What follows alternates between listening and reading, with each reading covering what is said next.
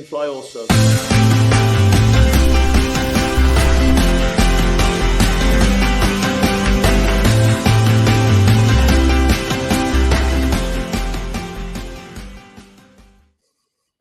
Welcome in, Charlotte Soccer Show. John Hayes here. Danny Brams will be back from his trip to Mexico this weekend for our pregame tailgate at Hopfly Brewing Company. Of course, presented by Hopfly Brewing Company, as always, on Charlotte Soccer Show. It's going to be a very, very special edition of the show. As you know, we've been rolling through the MLS season pass talent lineup. We've been talking to people coming into town to call Charlotte FC and calling road games as well. It's been a really, really fun 7-8 week stretch here on the show, and the ride does not stop here. Today, we probably have our most special guest of the season for many reasons. We'll get into that in just a few seconds, but let's introduce him by going back into the vault. Danny Brams does this. He does a fantastic job of this. So I went back and found one of our next guests' best goals of his career. This one is an absolute banger.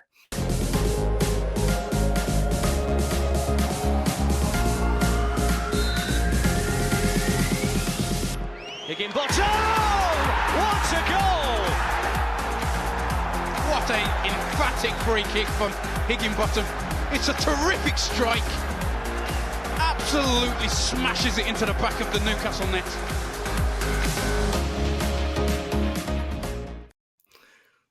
He's Danny Higginbotham. He's here. And Danny, welcome to Charlotte Soccer Show. I picked that highlight out because I was trying to figure out how fast that ball was moving into the back of the net. An absolute howitzer. Welcome to Charlotte Soccer Show. And an absolute banger of a free kick that was for Stoke City. Yeah, thanks for having me, John. It's one of those ones, it's like where you go up to strike a ball and you hit it so well, you don't even feel it leaving your boot.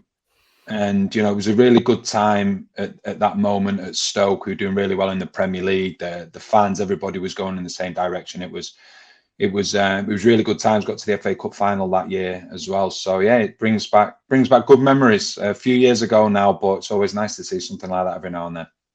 Fantastic. And you've already brought something up that I was going to ask you about on the back end of the show. It's an FA Cup weekend at Wembley. The semifinals are happening. I know you have experience playing in that competition. All of our fans here at Charlotte Soccer Show, a lot of them are Premier League fans as well. They see you with NBC Sports in studio as well. So we'll talk maybe a little bit Premier League, but we're here to talk Charlotte FC. You're on the call this weekend, MLS Season Pass on Apple TV. You've got double duty this weekend. You've got Atlanta, Cincinnati on Saturday and Charlotte, Minnesota on Sunday. What's it like preparing for a doubleheader over the weekend? You just try and start early. You know, it's from my side of things, you always try and speak to, you know, a few people that will cover the teams. And when you've done teams before, it makes life a lot easier because you've built relationships with people. So you do it, but you tend to obviously, instead of just preparing for the one game, you're doing the two. So you start a little bit earlier, just, you know, get your framework done, watch their previous games, speak to people, and then you just get ready for it. But then always I've found, because I think it's the second time we've done it this season, we did it on the opening weekend as well. We've found that it's not been an issue. It's been great. There's always something to talk about with MLSs in terms of the teams, how they're doing, the identity of the teams, the style. So there's always something to look forward to, and this weekend is no exception.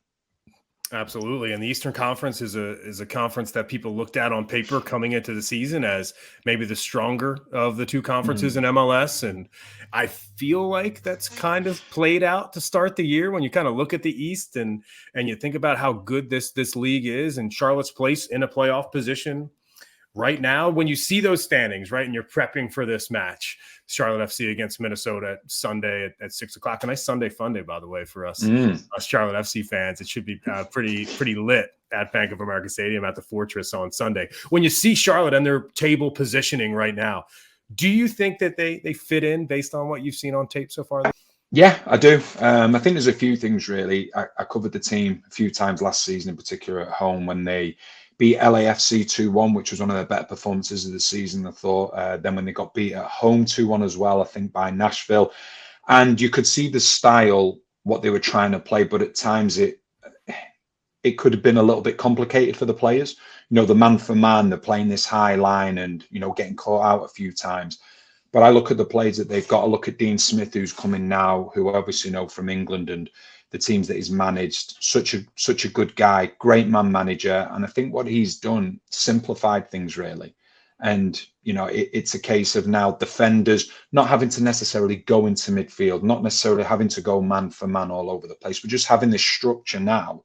And then, when you have that structure and when you play to the player's strengths, that can lead to success. So I think it's been a really good start from Dean Smith. I think obviously the players have 100% bought into what he's trying to do. And they're creating a lot of opportunities as well. And I think that's something that's vital as well. You mentioned your familiarity with Dean Smith because of his time in England. Of course, Ashley Westwood as well. Yes. The captain for Charlotte FC. I think the 1-2 punch of those two experienced, both coach and player, really helps this team just from a leadership point of view, right? I mean, there's a lot of young players in MLS, a lot of players who don't have a lot of high level experience. What's it mean to have two guys like that in this locker room kind of leading the charge? It's massive. I think when you look at someone like Ashley Westwood, because I know him myself from obviously being over in England, he's a leader. He leads on the pitch, he leads off the pitch, leads by example, and I think that's a big thing. He's embraced the area, he loves it, and that always helps. And I think the biggest thing when you have an experienced player and there is young players around him is that the younger players are always looking for guidance. And if you've got a leader, if you've got a captain like obviously Ash Westwood, then it's easy to follow in his footsteps, as in terms of, as a captain, yes, he's out there, he's organising, he's leading, but he's leading by example. So it's easy then for the younger players to go, okay, I'm going to follow his example, I'm going to follow his lead. And the fact that he plays in the central midfield position as well obviously helps because he can see both sides of the pitch. And then, you add Dean Smith into that, the success that he's had, whether it be in the Premier League with Aston Villa, getting Aston Villa promoted to the Premier League, what he did at Brentford as well. He was a key reason that this team is not necessarily being successful now, but he laid the foundations, the way that the club was run behind the scenes. Then obviously he spent time at Leicester City and Norwich City as well. So I think with Dean Smith, what you see will what you get. He's very, very honest. I think he brings confidence to players.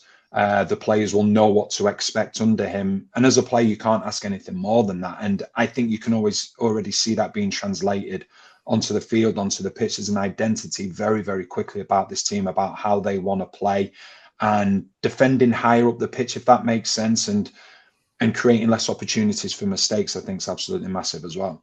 We've seen improvement on the pitch. You're talking about that, but just from my perspective, right off the pitch, it's been a really nice improvement as well because Miguel Angel Ramirez, the first manager for this club, did not have a great relationship as far as with the local media, with the fan base. Some comments that he made earlier in his career that really sabotaged his time here.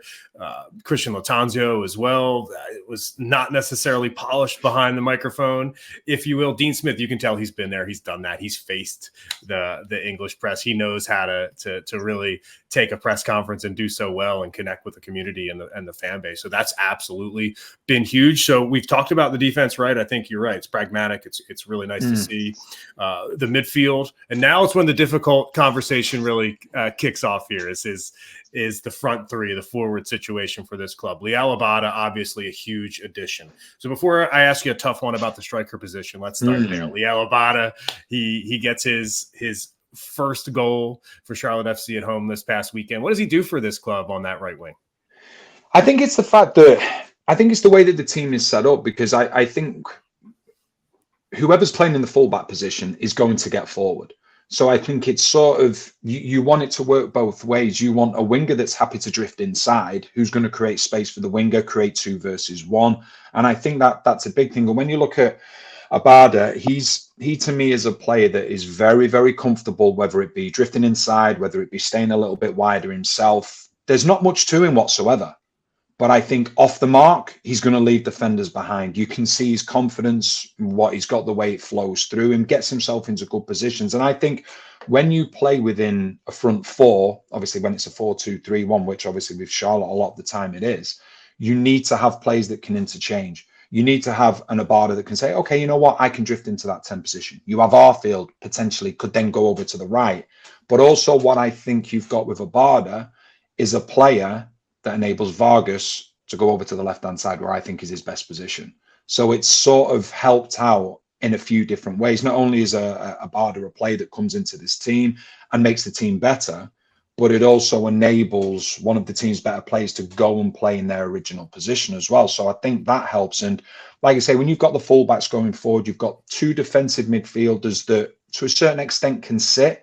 That enables both the fullbacks then to go forward into the space that's been created by the wingers. So all of a sudden, instead of an attacking front four, at times you're going to see an attacking front six, and it's very, very difficult to defend against that then. Yeah, it was a big moment. You talk about the fullback. It was Jalen Lindsey who late in the match got on the ball, kicked it back into the final third there, leading to that game-winning goal from Patrick Agyemang. Whether it's Nathan Byrne at that right fullback position, whether it's Jalen Lindsey, I think Charlotte has two pretty good options at that position. Yes. Yeah, they do, and I think the key thing is when you're playing with wingers that don't necessarily want to stay really wide, you need to get the width from your fullbacks. So otherwise you become a very predictable team. You become a team that's like, okay, we can defend narrow against you because we know there's no threat in those wider areas. So when, like you say, when you've got Byrne, when you've got Lindsay, and then you look at Uranen as well, who is obviously he'll get forward as well, but he seems to time his runs forward more and will just go at the right time. And you need that, especially the way that the way the game is played now. So many times you see wingers, more often than not, wingers now are inverted. Your old school wingers have disappeared who wanted to stay really wide. So your width comes from the fullbacks, and the fullbacks become a very, very important piece of the team. Absolutely. And Jiri Uranen, the Finnish international, going up against some other Finnish internationals across the field this Sunday. Teemu Pukki comes in for Minnesota United. But before we get into that conversation, let's talk about the tip of the spear at the top of Charlotte FC's attack. Enzo Capetti and Patrick Agyemang. We've had this conversation, Danny, on the show over and over and over. And at this point, I think I want to boil it down to what we saw last Saturday and how that it applies to Sunday in this match specifically. If you put yourself in Dean Smith's shoes, I think you could answer the question that way. In your shoes as well, what would you do? I'm curious of your thoughts on both of those things. Is that if Patrick Agyemang comes on late, he scores a game-winning goal, does that mean he gets injected into the lineup as the starting nine? Or does Dean Smith say, you know what, I really like him off the bench, and maybe he's a player that I can count on as a super sub? Yeah, listen, I'm no manager. There's a reason that I'm not a manager. You know, there's managers that have got the unbelievable reputations that make the right decisions. But from the outside looking in, I think with Agyemang, I look at it that way. He's a player that if you have, because the way I look at Charlotte at the moment, they're happy to play out from the back at times, but a lot of the times they're happy to say, no, we'll make this a second ball game. And as a defender for the opposition, you're going to come off that pitch and you are going to know that you've been in a game. So all of a sudden, if you have a player like Agyemang who can come on with 15, 20 minutes left against a very tired defense, then that's something that you could be looking at. And I think you also have to take into account Capetti as well. You know, from a centre forward side of things, it's the biggest position on the pitch where confidence is at its most. You know, it's for a centre forward, you go and score that goal, you score a couple of goals, and all of a sudden it's like, wow, every time you're going to get into a position, you think you're going to put the ball into the back of the net. Capetti's yet to get going. But I think Dean Smith will be looking and thinking, right, if he can just get that one goal. Yes, he got the assist last weekend against Toronto. You go back all the way to the first game of the season. Did he give the penalty up to Vargas so Vargas could take it? Yes, absolutely. Yeah, so that I found interesting as well. But I think from Dean Smith's side of things, he looks at it, he'll look at it one of two ways. It's Agyemang, and it's like, okay, can he do from the start what he has been doing when he's been coming off the bench? If I do that, how does that affect Capetti? Capetti is a player that will put himself about, does need a goal, but does it do more harm than good to take him out of the team when you may look at this Minnesota game and think to yourself, you know, this could be the game where he really gets going? So it's a difficult decision because it's two very different forwards. But if you have one that's having this impact off the bench, then if you need that impact off the bench after 65, 70 minutes and the man that's usually there isn't there because he's started the game, what are you turning to or what are you looking to? So I think it's an interesting debate, but I think from my side of things, you look at it and you think, right, well, you know, Agyemang's coming off the bench and having a huge say in this game. So let's keep it at it as it is for now. But how long does that carry on for? I think that's going to be the question going forward if Capetti isn't able to get his scoring boots going. It's great analysis, and it's. I think honestly, you could, and I'm interested in this, is seeing them both be on the field at the same time, not for the full 90 minutes, right? But if you're really, if you're down a goal, if you're feeling like you can get 3 points on Sunday night, it's a tie game with 20 minutes left. It doesn't mean you have to take Capetti off for Aljamain. You can maybe figure out a way to get them both on the pitch at the same time, and all of a sudden that could maybe unlock Capetti and help him get his first goal of the season. Yeah, I think that it could, and I think the fact that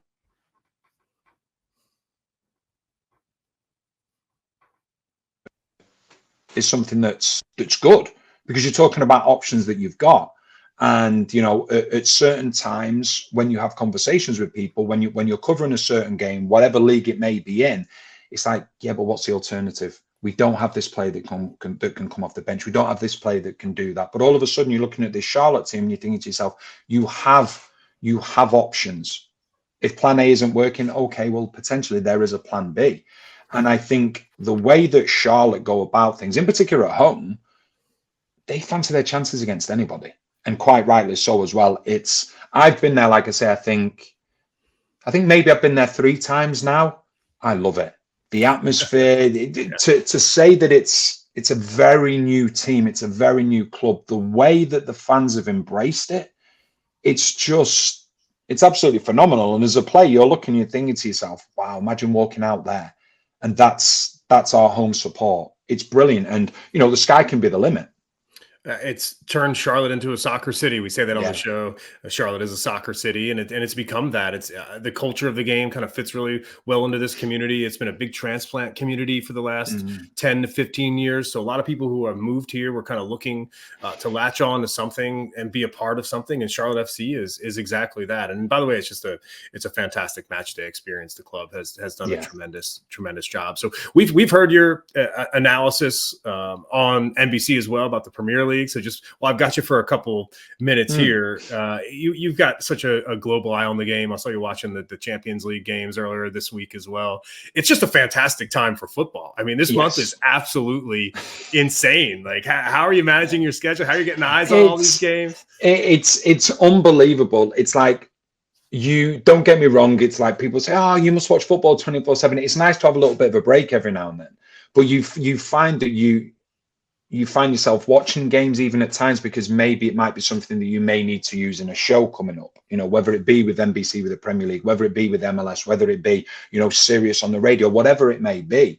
But the amount of football that you can watch over here is unbelievable. Like in England, you can watch every single Premier League game live in America. You can't do that in England. They have like the blackout time where you can't watch a game in England that's kicking off at 3:00. Now, one of the main reasons is for that, and it's something that's been in place for a long time, is that people look at it and go, well, because you have the pyramid in England, so you've obviously got the Premier League, the Championship, League One, League Two, then you have Conference, Conference North, Conference South, it goes even further down than that. One of the key reasons why they don't want live Premier League games at 3 p.m. in England to be on the TV is because they believe that will affect the lower teams, the lower leagues in their attendances. So, that's one of the reasons. But over here, like a Saturday for me is unbelievable. You get up, you're watching a Premier League game at 7:30, then you've got the 10:00. Then you've got the 12:30. Then there's likely to be an MLS game starting if it's not your game, and then you've got a game in the evening, and it's just unbelievable. You're getting up in the morning, 7:30 in the morning, you're having a coffee and breakfast whilst watching the Premier League, and then it just goes from there. And then when September comes and then it's NFL, then okay, on a Sunday if you've not got a game, you've got Red Zone. So it's just I love it. It's absolutely brilliant. It's great. You've been enjoying your time stateside and your time in the great state of Pennsylvania. There, I see you're rocking the Eagles hat today. You're a man after my own heart. I'm born and raised in Philadelphia. Moved down here to Charlotte about 10 years ago. I moved out of the city though before the Philadelphia Union launched the club, so I never got to spend any time with the Union. I know you did as the voice of the Union on TV. What an absolute great job Jim Curtin has done with Philadelphia Union. Just fantastic. Yeah, it's absolutely brilliant to see what he's done, the way that the younger players are coming through as well. And I think that's, they've created a reputation for themselves. The younger players that are coming through into the first team, then moving on to Europe, having success in Europe. And I think they're a club that I think many clubs will look at and think this is the way to do things. And they always find good players, and they're not one of the big spenders.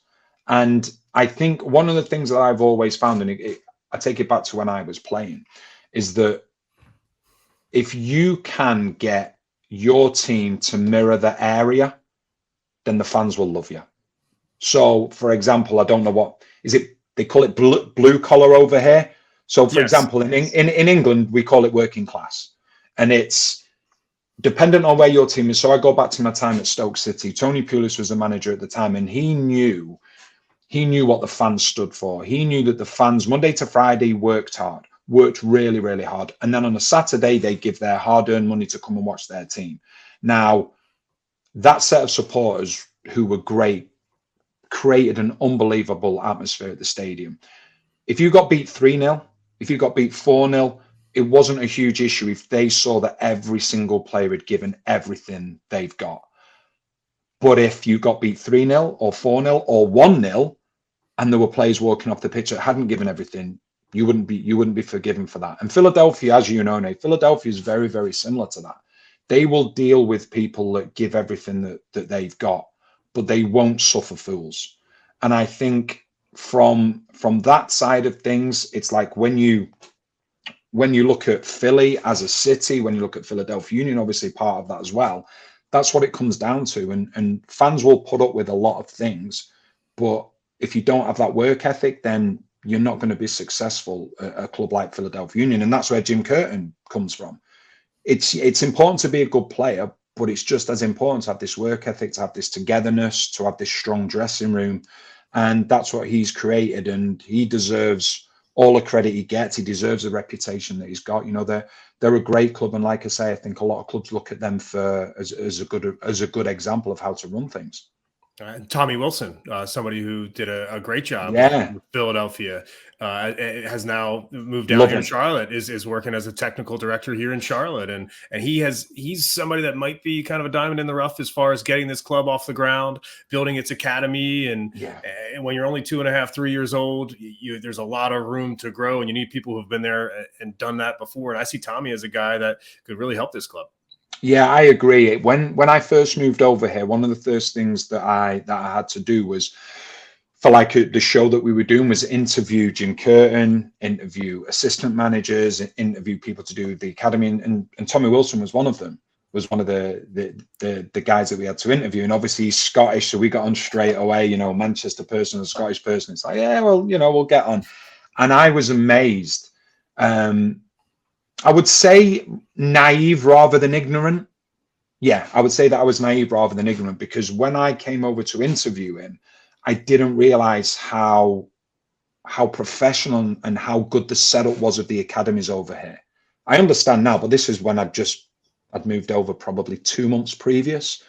And then he showed me what the club was doing, how they were doing things and bringing players in and stuff like that. And I was like, this is incredible. It was so similar to what the top English clubs are doing. So like you say, with Tommy, the expertise that he has, the experience that he has, to be able to bring him into a club like Charlotte, it's like great. It's really, really good. And it's a loss for Philadelphia Union, because I think what we're starting to see now within MLS is young players coming through, young players being given opportunities. And if you want to be a club that does that, then you look at clubs like Philadelphia Union that have done that. You've got the Aronson brothers, you've got McKenzie, you've now got Harriels come through, you've got Sullivan, you've got McGlynn. The list ends up being endless. And when you bring 2 players through, maybe it's a coincidence. When you start to bring 5, 6, 7, it's no longer a coincidence. You're doing something right. So, the experience that Tommy has, I think it's priceless, because he can help in what you've already said anyway, Charlotte, which could be a great footballing area. He's Danny Higginbotham. Thanks so much here for joining Charlotte Soccer Show. It's been a pleasure to have you on the show here for half an hour. You do great work. You've got eyes on football globally. You've got eyes on Charlotte FC this Sunday against Minnesota United. I hope you enjoy the match. I hope it's a fun watch. They're calling for a little bit of rain right now. Hopefully that comes out. Either way, I think it'll be a fun night at the Fortress, rain or not. If it's, it's one of those things where if it does rain a little bit, that's when the diehards are in there. That's when that's when people are having a really nice time on a Sunday night. So next time you're in Charlotte, we got to get you by Hot Fly Brewing Company. We got to have a pint or two. Sounds good to me. If your flight gets delayed, if somehow you can't get out on Sunday night, just let us know and we'll bring you over to Hot Fly post match and we'll have perfect. Sounds good to me, John. Thank you. Cheers, Danny. Thanks so much here for joining the show. See you soon. My pleasure. Bye-bye. Take care. He's Danny Higginbotham. He's our special guest on Charlotte Soccer Show leading into this match weekend here in Charlotte. We'll be back for a pregame show on Sunday. We'll be live at Hot Fly Brewing Company. We'll be live probably around 4:30 Eastern time. We'll be live on our YouTube page with that 6 o'clock kick. Usually we go live at 5 o'clock Eastern for 7:30. So we'll bump that up a little bit to about 4:30 on Sunday, prepping for this home match. And then we'll be back at Hot Fly with our recap show on Monday evening this week. John Hayes, Danny Brams will be back on Sunday with me. And until next time, it's for the crown, baby.